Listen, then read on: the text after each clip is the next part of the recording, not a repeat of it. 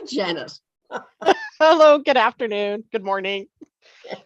Wherever we are in the world, it's wonderful to have you join us here on Angel Heart Radio at this time of the month, beginning of the month. I always have the pleasure of Janet Hickox with me. Janet knows heaps about astrology, especially human design astrology. So if you'd like to ask questions today, maybe we might even have a time for a short reading for you, please go to Angel Heart Radio Facebook page, because that's where you can interact with us, and we love people doing that. So come on over and join us. Today we're talking about astrology in May, because there's so much going on, Janet. It makes me go, I have to take a deep breath. Yes, there's so much going on in May. Good stuff.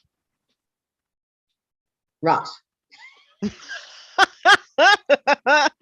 We could be, mostly good stuff. Energetic stuff. Let's do that, right? Energetic things happening in May. Right. Yeah. All right. So I take it you have, as usual, lots of wonderful information for us. Right. May is a month of some big changes. And while we just came through a solar eclipse on Saturday, our Saturday was probably your Sunday. We have a lunar eclipse with the full moon on the 16th of May. And that seems to be a highly energetic eclipse and door opener or door closer. So we'll want to talk about that. And then we have the move out of the Pisces focus that we have had for the last several weeks into Aries.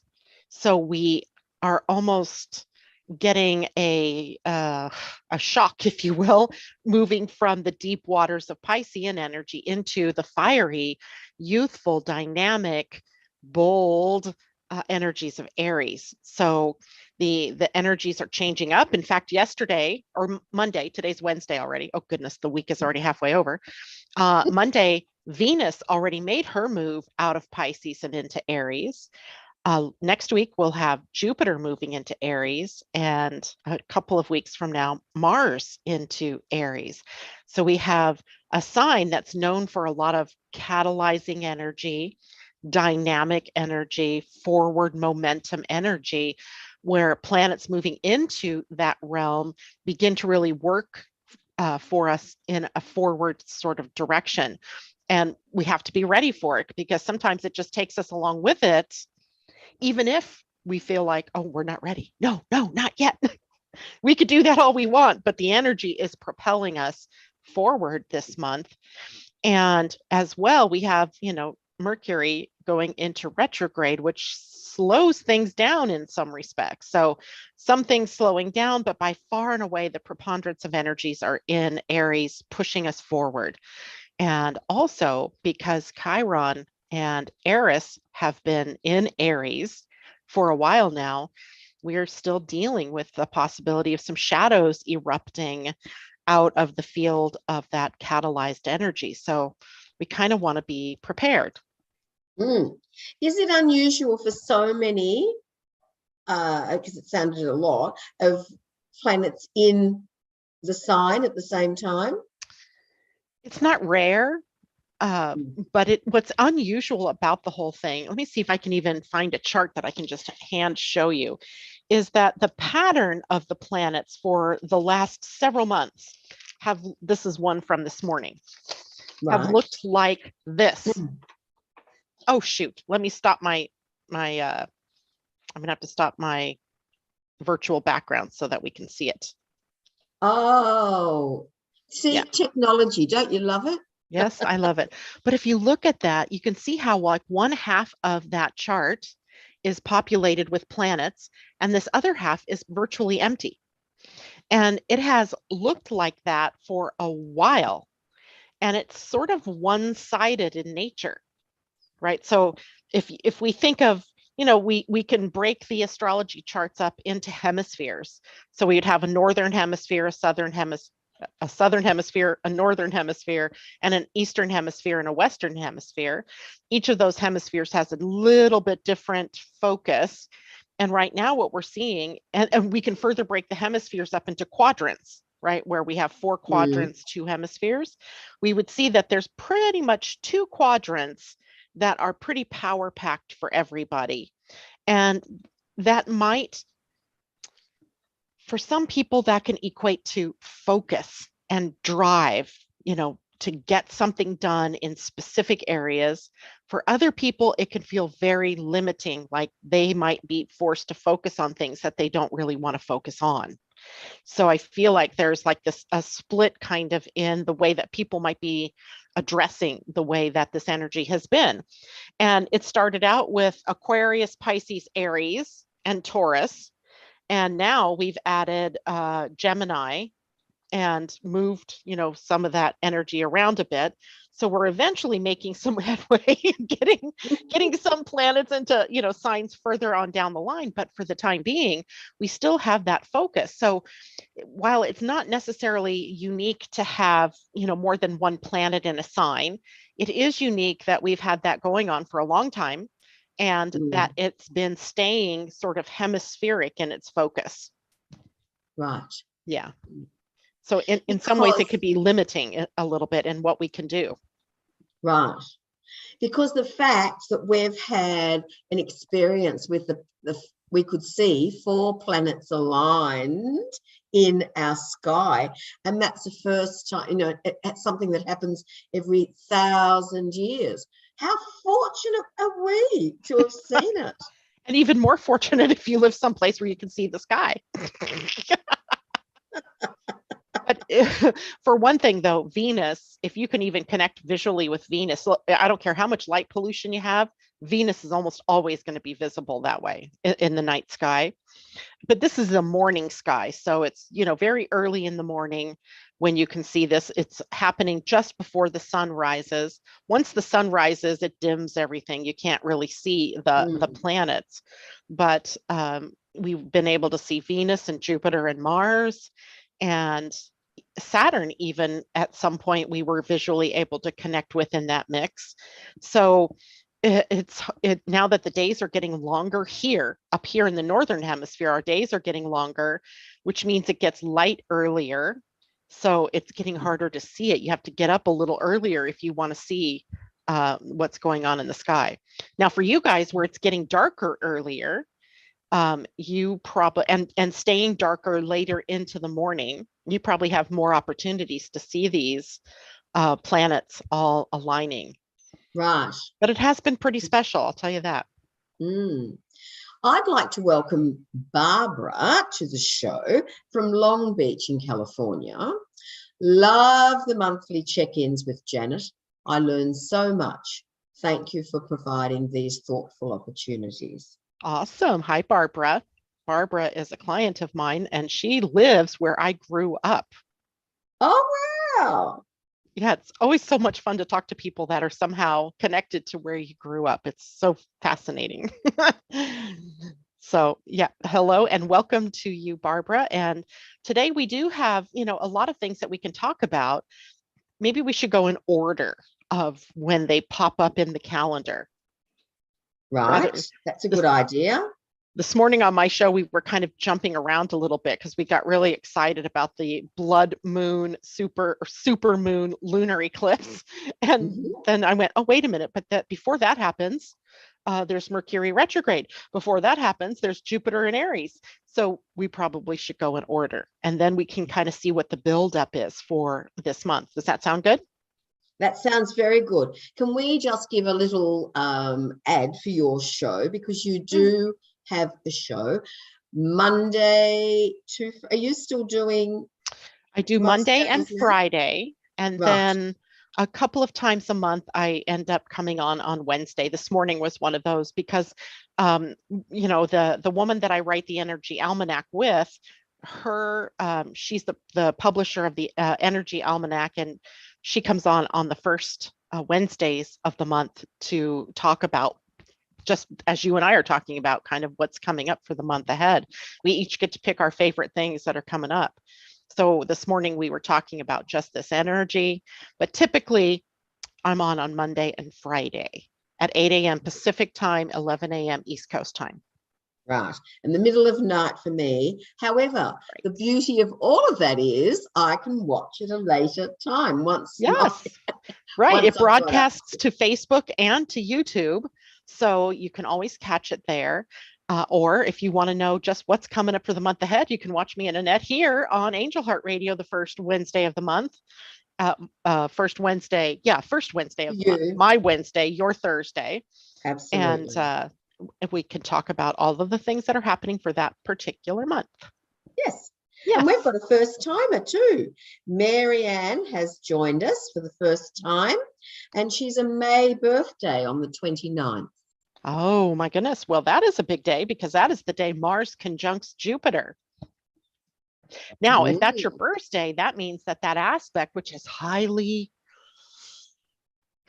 activated and activating, will be in service for you all year long. So that is a pretty good thing. So when we get to the end of the month and we start talking about that, you'll want to pay attention, Marianne, because that is going to hang with you, or at least have echoes of it for all of the month for you, all of the year, for you. Wow.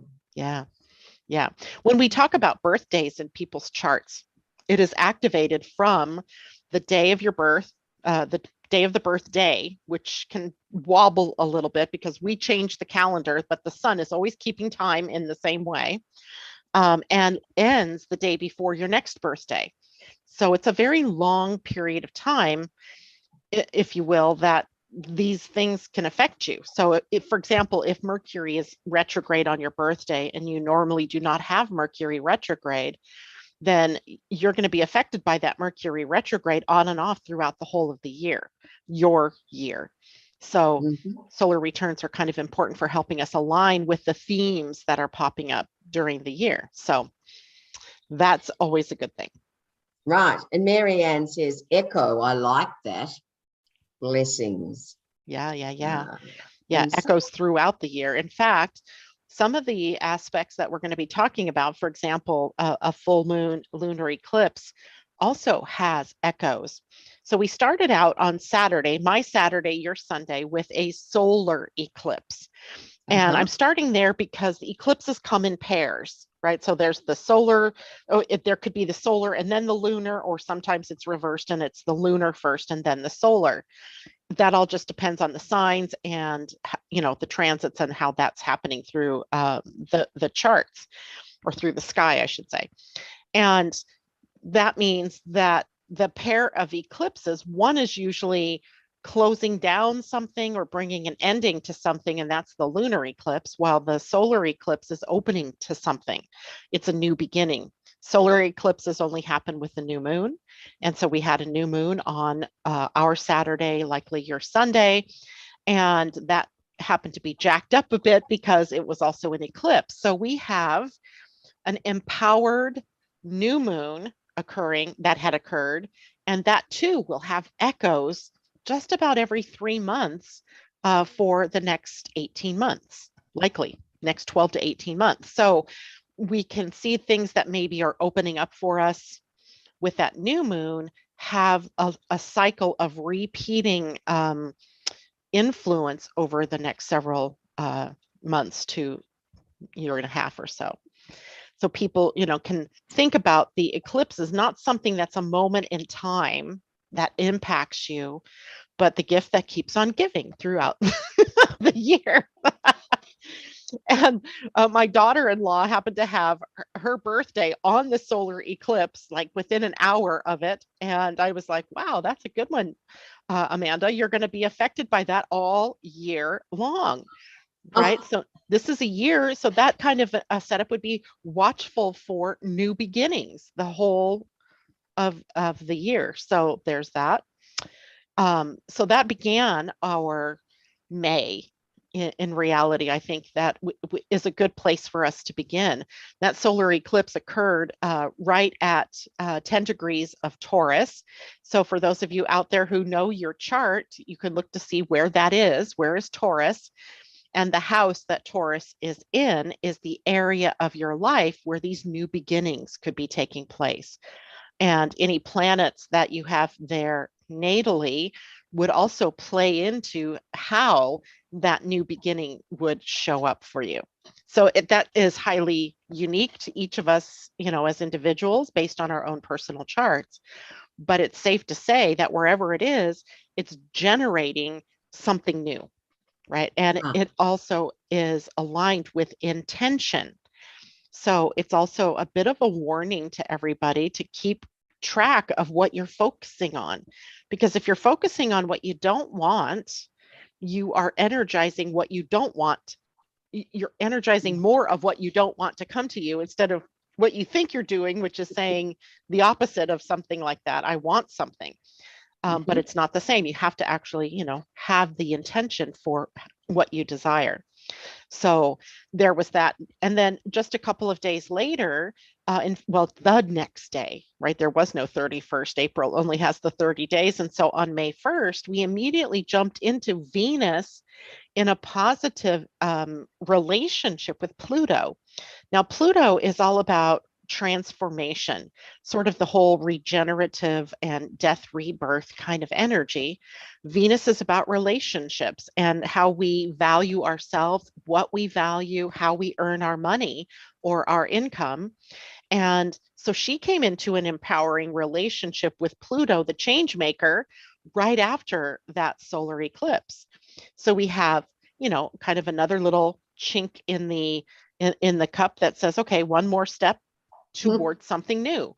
But in order to accommodate something new, sometimes we have to take our power back in some way, right? Because often we've given away our power or we've, disempowered ourselves in some way. So we had to take our power back. And then on Monday this week, your Tuesday likely, Venus moved into Aries. So when she conjuncted Pluto, she was at the very last degrees of the sign of Pisces. And Pisces about the imagination. And now she's moved on into Aries, which is the very first sign of the zodiac that says, I am. So what am I, right? Or who am I? And what am I going to do? Right, that's the next thing. So she'll be in Aries for about 3 weeks until the 28th of this month. So yeah, I guess that's 1, 2, 3, 4, almost 4 weeks. And she will be adding an active dynamic to our imagination and our creative ability, meaning getting it out of your head and out into creation. But there's a slight, I don't want to say it's a problem because it's not really, but a warning for us to not be impatient and to not be impulsive or impetuous, because taking a planet like Venus and putting her in Aries, which is youthful and dynamic and bold, it's very Martian-like, can mean that we might be taking steps that are, what's that saying, putting the cart before the horse? So we want to make sure that we're still executing a plan, that we're still following our human design type strategy, all of that, to be able to be in the right place, right time, right people, or right opportunity, so that we're not pushing the river. I think when we start to build up this fire energy of Aries, we begin to want to push, or we want to force or power our way into something or to make something happen. And that is not the right way to go about it, right? If you're having to push, then you might be pushing before it's time, or before the right number of people or the right things have come together that would make it the most successful. So we have to watch out for that with Venus in Aries, but it does give us that youthful exuberance, that action orientation, wanting to take what's in our imagination and bring it into reality. And it's funny, I found myself this morning. Yesterday was a very frustrating day for me. I mean, like angry frustration, almost to the point of like, I could have just started tossing things all around my room because I got into a temper snit, and I know not to do that. So I was breathing, I went for a walk, or doing all the things that I know to do. But I'll tell you what the frustration was, is that I felt like I wasn't taking steps, like I wasn't moving forward. I was playing it in my mind. I was creating it in my mind, but I hadn't brought it out of that liminal realm down into the real concrete earth, grounding in those ideas. So if you're feeling frustration now, it might be because you're spending too much time in the thinking about it or in the imagination of it. You need to take the steps that are actually going to bring it into reality. Does that make sense? It does. Yes. Yeah, because I think sometimes it's so easy to just go with the flow. And when we have transits like this, sometimes we start to want to push our way. Like if I can go 25 miles an hour down this river, I might as well push, get the motor revving and go 50. But then you might hit all the rocks on the way and dent the boat up and, drown or sink or whatever. So we don't want to do that. We don't want to force, we don't want to push, but we do want to take action along the lines of things that are showing up for us, right? That are in our way. Like the universe is always talking to you. It is always talking to you. And it's always showing you what comes next. Well, what comes next is what's in front of you. Take the step, right? And if you're feeling frustrated about not taking the step, that's where you've been hanging back too much. Right. Shake it up a little bit. All right. Now, Carol has joined us and she loves listening to you. I love Carol. Well, I don't even know which Carol. Grogene or Cross or... Oh, sorry, no, Carol Kessels. Oh, she's I like you Melbourne, too, Carol. From suburban Melbourne. I love it. I love it. And one of the Angel Heart Radio team is saying, I felt the same way, Janet. It brought me into a place of identification of my feelings, stepping into my heart and out of my mind. Oh, it's Anea. I knew it was her. I knew it was going to be her. I was going to say that it must be Anea because, for her as a Piscean, right, she's had all of these planets piled up in Pisces in her chart because her sun is in Pisces, that, she's been dangling here too. And now with this shifting energy out of Pisces and into Aries, it's almost intolerable anymore to think about standing still. And that's going to get bigger, like a more strong drumbeat as time goes on here this week, next week especially. Okay, well, that's a nice warning. Right?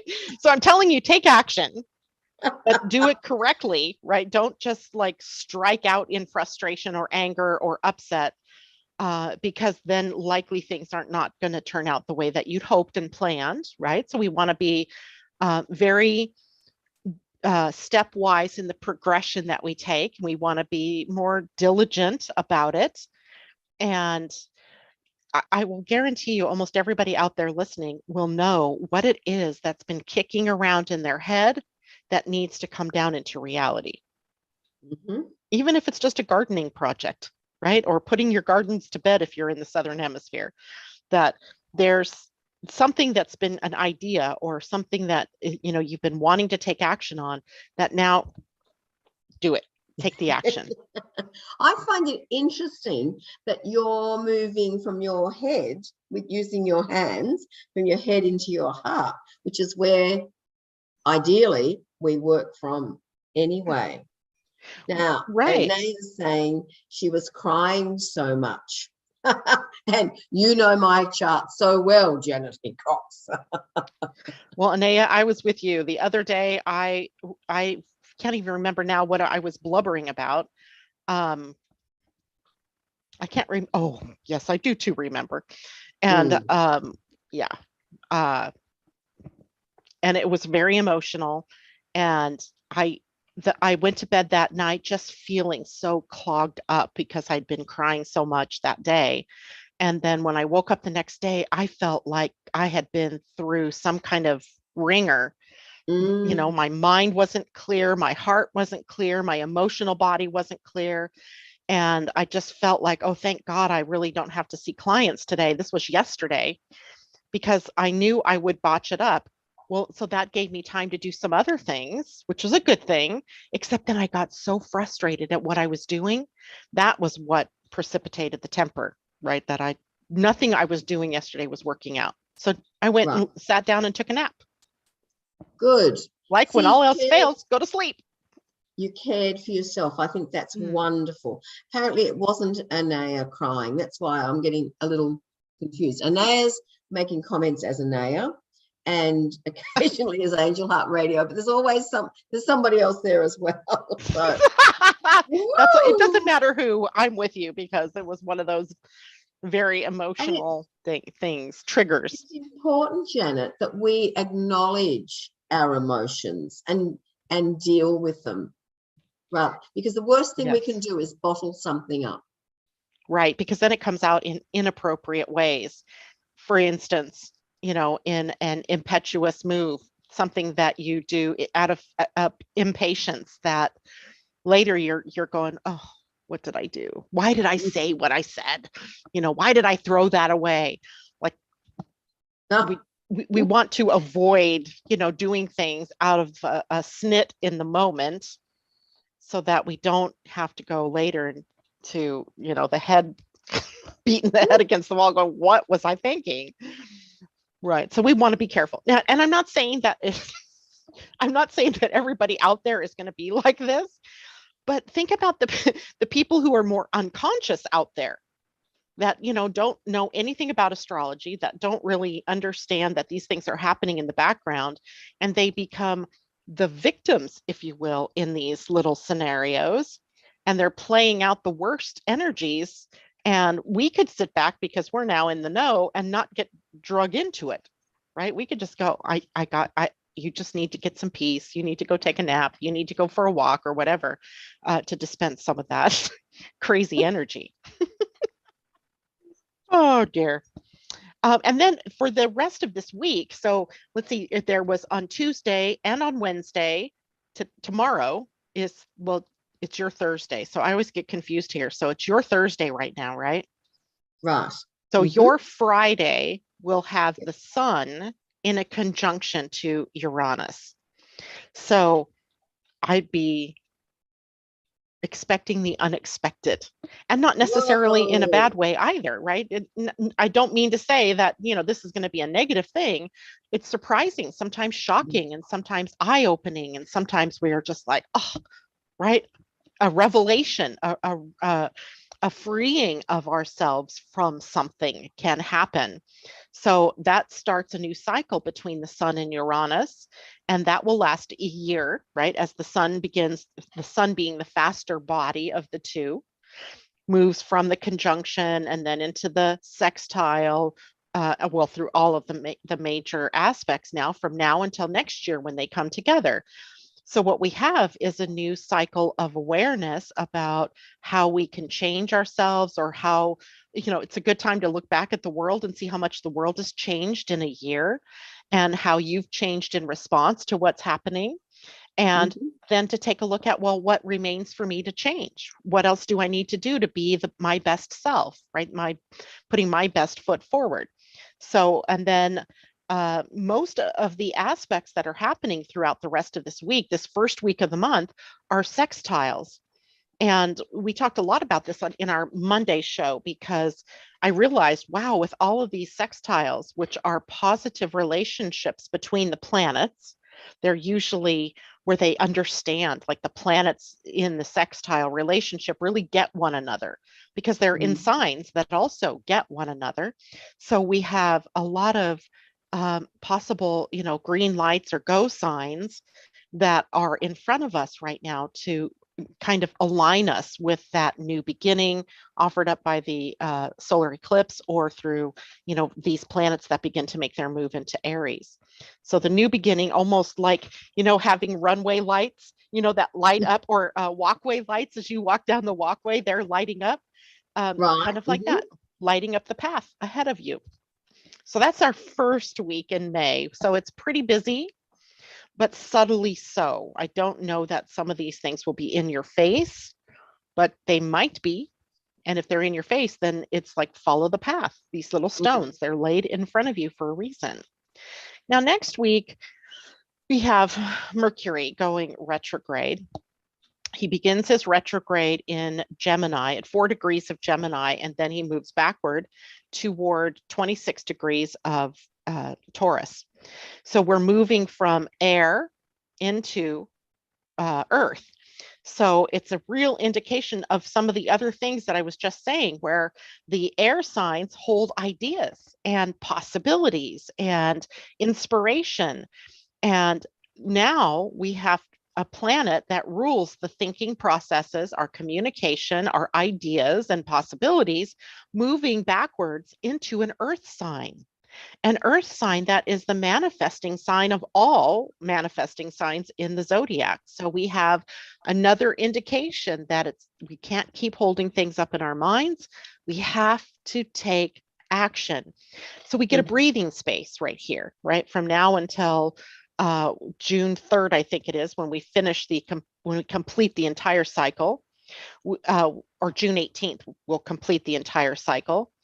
A breathing space to really get some clarity, maybe put some plans down in writing about what it is that we want to do, what comes next, right? Having done all of these things or had these great ideas or this download of what comes next, let's put together a little bit of a plan while Mercury's in retrograde, because we're more inwardly focused.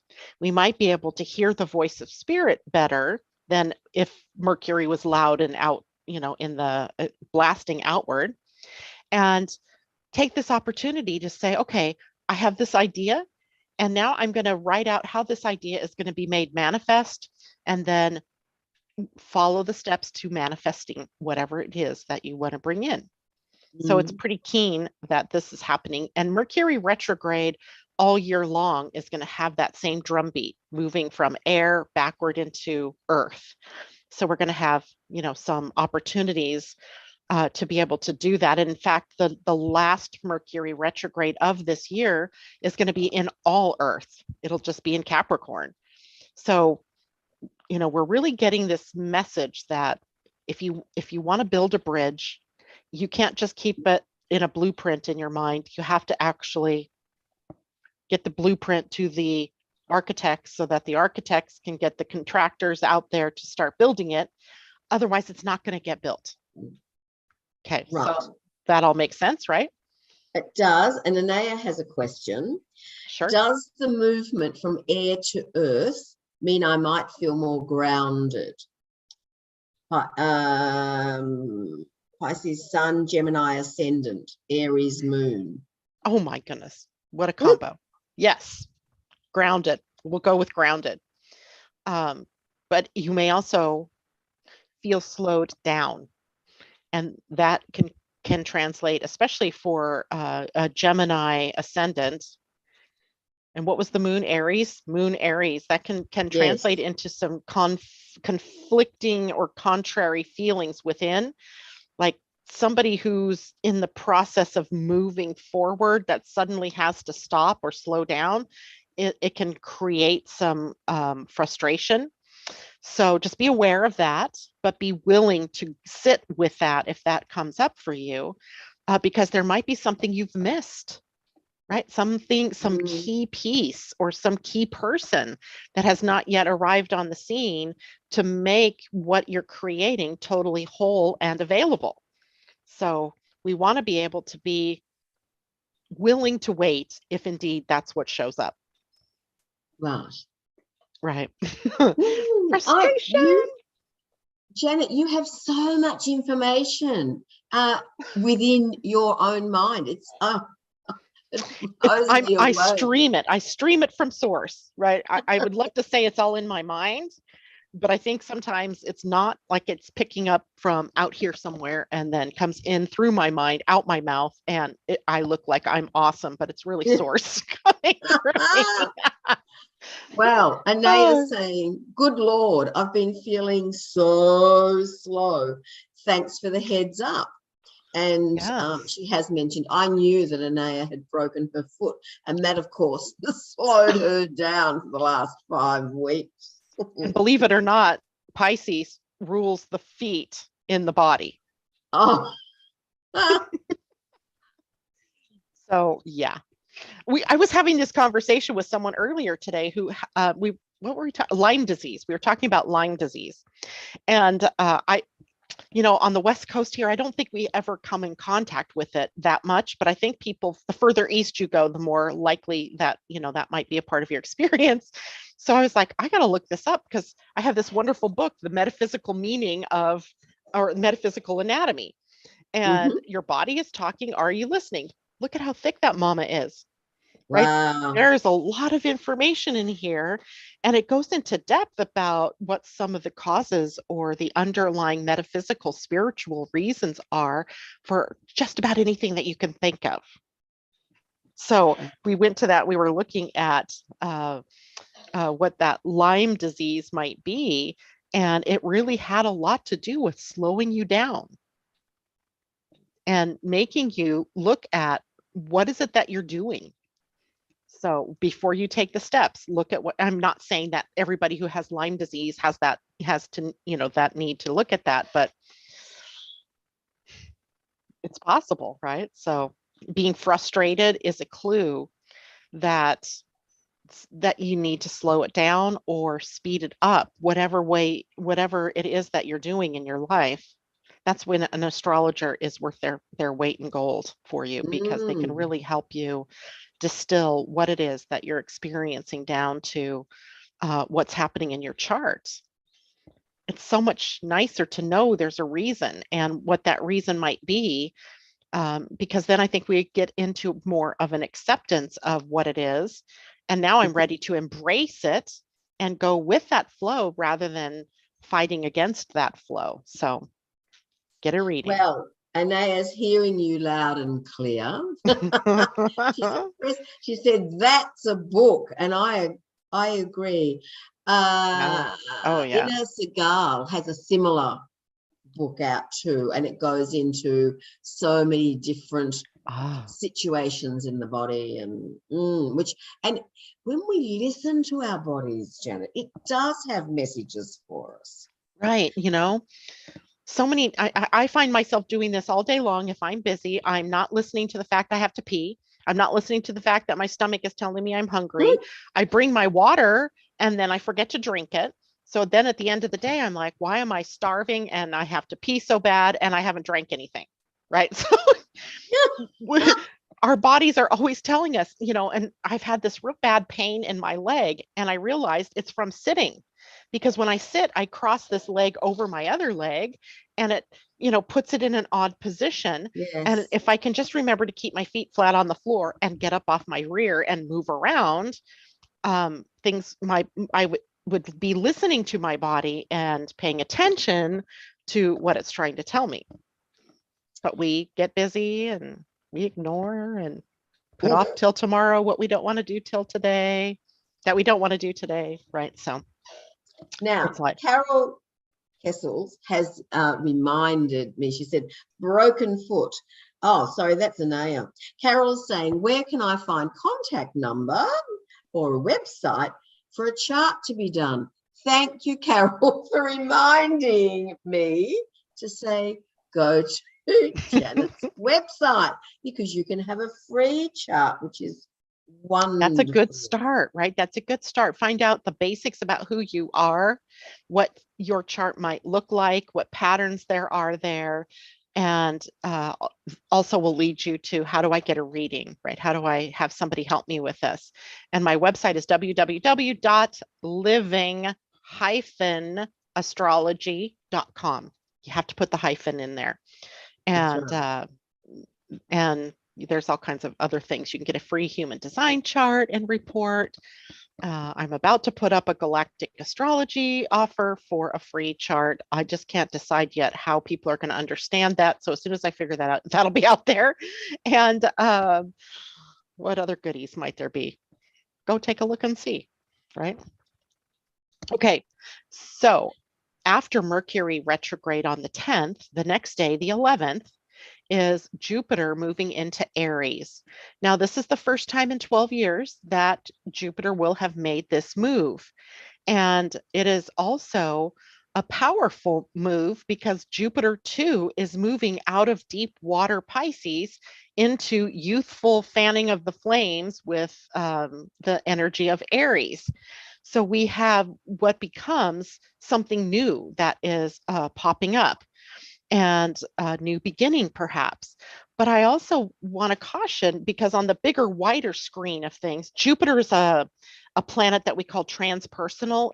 It sits in between the inner planets that really affect us personally and the outer planets that affect the collective. So Jupiter and Saturn kind of hold this space in the middle of our society, our culture, the changes that go on within the dynamics of society and culture. So the last time Jupiter moved into the sign of Aries was when we had that major earthquake in Japan. As Jupiter moved out of Pisces, there was the big earthquake and the resulting tsunami. And then when he made that move into 0 degrees of Aries came the nuclear fallout, the nuclear problem, the fire, and then the almost meltdown of the Fukushima nuclear plant. Now, I am not saying that that is going to happen again, because it's likely not. We also had Neptune involved at that point in time that created some, more energy related to that. But we got to think about what might some of those big changes in our own personal lives be if, let's say, we have a nuclear war that breaks out between Russia and the Ukraine. Right. So not to scare people, because I certainly wouldn't want to do that, but big changes are on the horizon here next week with this energy. And again, it doesn't always happen just on one day, and it's not always so obvious like it was then. But there's likely something big on the horizon that changes the direction of our world for a while, or affects a good number of people in our society and our cultures. So things are going to change in some way. The nice thing about it is that if you choose to be intentional about what it is that you're doing and not get caught up in all of the negative news, the news cycle, and all the things that you hear out there, just keep focused on what you desire, peace perhaps, or, taking care of one another, whatever it is, then we can fully make the experience something different than what some of the astrology might foretell for us, if that makes sense.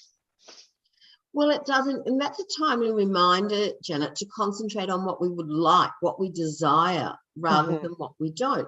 And I think sometimes we can get caught up in fear and concern and worry. And I hear a lot of mothers say, it's natural for a mother to worry. Well, the thing is, we're not doing the best for our children, no matter how old they are. If we're worrying about them, it's really important that we send them love energetically, and support them, right? Because the more we worry, in inverted commas, that's what we're bringing to them. If we're worrying that they might get sick or whatever it might be, you're energizing what you don't want to happen exactly. Thank you. Yes. So we've got to think a little bit differently. But Jupiter is a planet of growth and expansion, and seeing a bigger horizon. And I think even though that was a tragedy 12 years ago or so when that happened, we are also able to look back and say, maybe it's not such a good idea to have nuclear power or nuclear power plants in high seismic areas. So maybe we should look at different ways of powering our societies. Maybe we need, it can birth a whole lot of positive things as we start thinking about, well, what other low impact ways could we generate power? Right. It can bring some good things. Now, in our personal lives, that was also at the time of some of those big, what was that movement? Not the Me Too movement, but the Aries Spring, or the Arab Spring, and all these countries were changing governments at the time, like Tunisia and Iraq, all these different countries were in the midst. They called it the Arab Spring because it seemed like all these different Arab countries were going through these changes of government and leadership. So it does tend to bring up the need for change. It catalyzes change.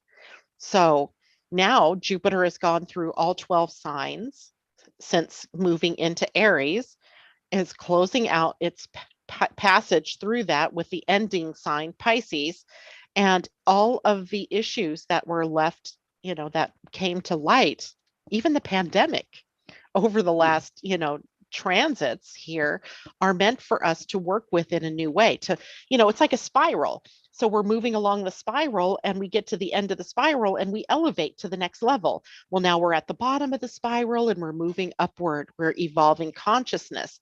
So that's kind of what I see here, right? We are opening up to, we'll have to look back at some of the problems, sure, but with an eye to how do we make it more conscious? How do we make it more fill in the blank, peaceful? How do we make it more environmentally conscious? How do we make it more fair?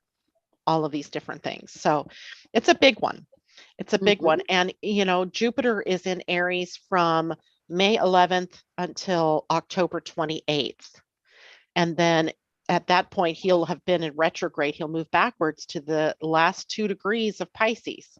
So we may see, some whatever, is going on in these next few days between now and the 11th, we may see an echo of as we get into October.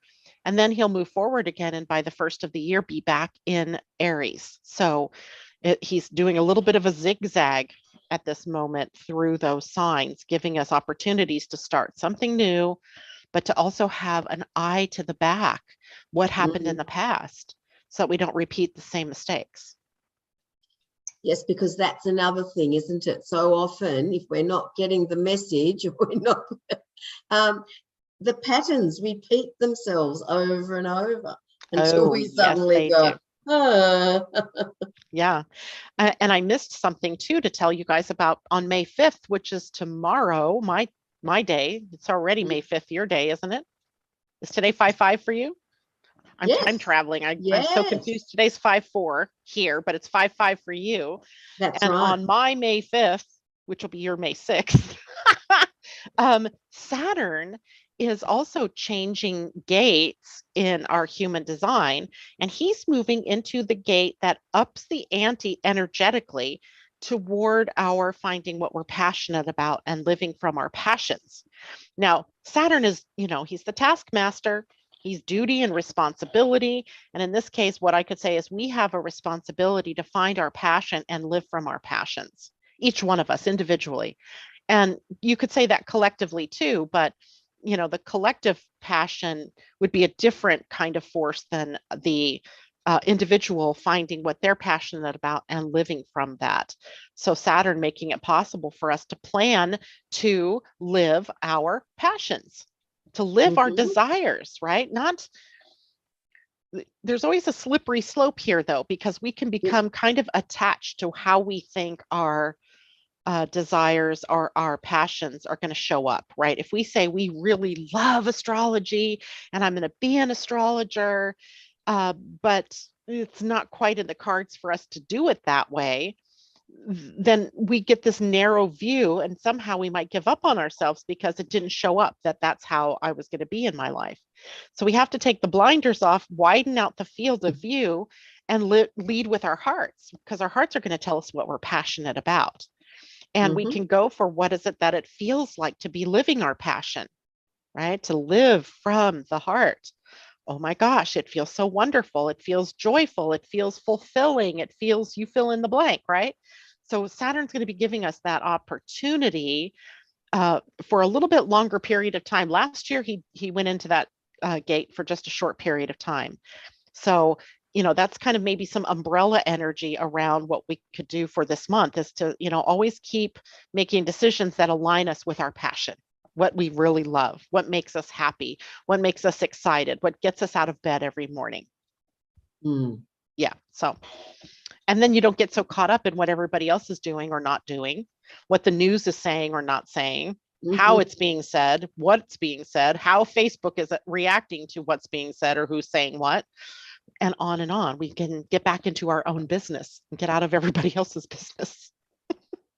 Which is really important. That's what we should all be, that's what we all can do. It's whether we do Yes. it or not. I'm Yes. fascinated by the 5-5. For me, that's a really strong, powerful date. Yeah, it is. It's a part of, is it a part of Wesak, I believe, and it's a part of, which is a Buddhist tradition of, I think it's the time, it celebrates the time that the Buddha became enlightened. It's also Mm. Beltane in the more Celtic religions, the more nature or pagan religions, where the fires of the season were lit, right? And representing passion and fertility and the planting of the new seeds and things like that. And I don't know how that affects you guys down under, because you're in, even though you're in the same month as us, you're in the opposite energy of us. So my Mhm. guess is that you'd be opposite of what Beltane is, which is more like Samhain, um, which is Halloween time, where we're bringing in the harvest. So you're reaping what's been sowed while we're sowing what will be reaped later. So I'd have to talk to a pagan and find out how they would deal with that, because I find that fascinating. Because you can't possibly be in the same seasonal planting that we're in at this moment in time, right? I go out and all the farmers are out there planting corn and hay and what have you. Likely in Mhm. your part of the world, they're bringing those crops in. Yes. So interesting. But at any rate, it doesn't matter. The idea is passion, living from your passion and creating from that place. Mm. Now, that leads me into the full moon lunar eclipse, which is called a blood moon. It is a super moon, and it is happening at 25 degrees of Scorpio. So if you know your own astrology chart, look at where 25 degrees Scorpio is. That is the house then that will be affected by the change of what's going on with the full moon, the releasing, the coming to fruition, the completion, the revelation, the aha moment, whatever Mhm. that house is in your chart is where that will be occurring for you. And it'll be the 15th or the 16th, 15th for us on the west coast of the USA. For you, it'll likely be the 16th. So you can just kind of circle that day on your calendar. Now, a lunar eclipse, uh, as a blood moon, what that means is, and I don't think you see it down south, it is primarily Eastern US and Canada and Europe.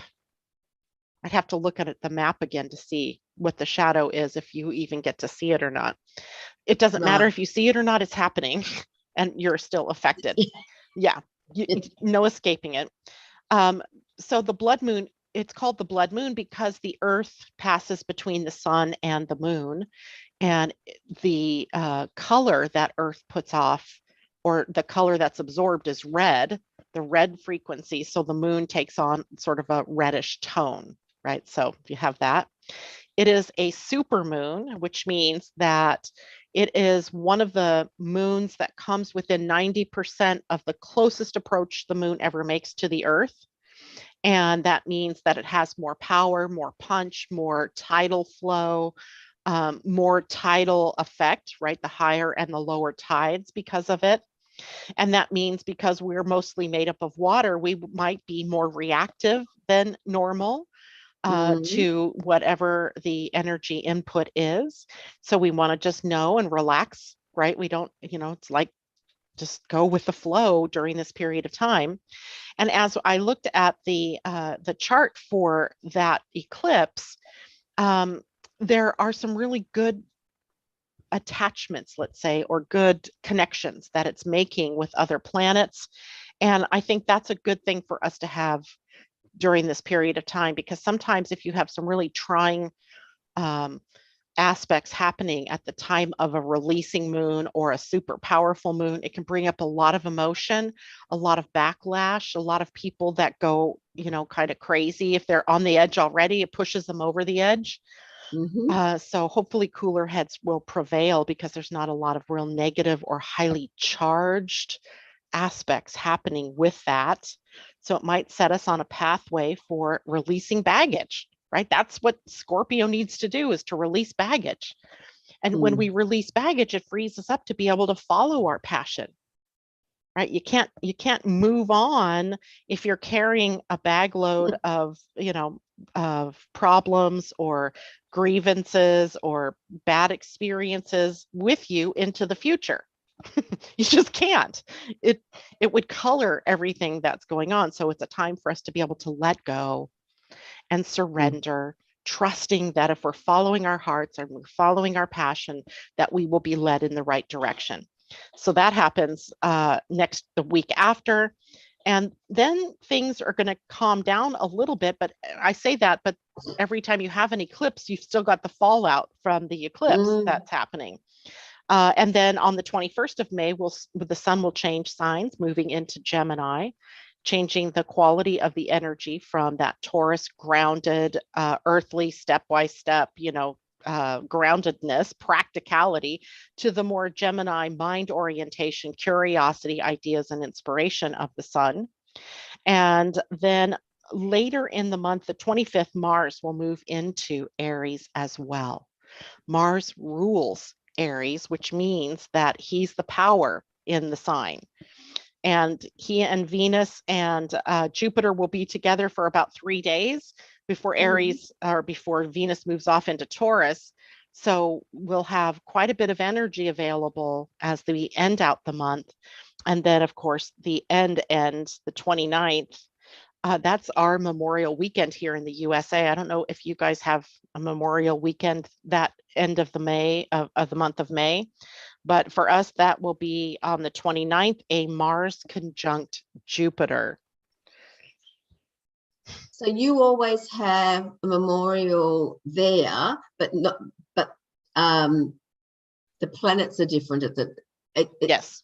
Yeah. So the holiday is constant, but the planets aren't. Right. But it does bode well, perhaps, or not. It just depends how we want to look at that. That a very action-packed, power-packed aspect is occurring while people are on vacation or out of town. It has a sort of frenzied feel to it for me, but not necessarily that it's frenzied in a negative way.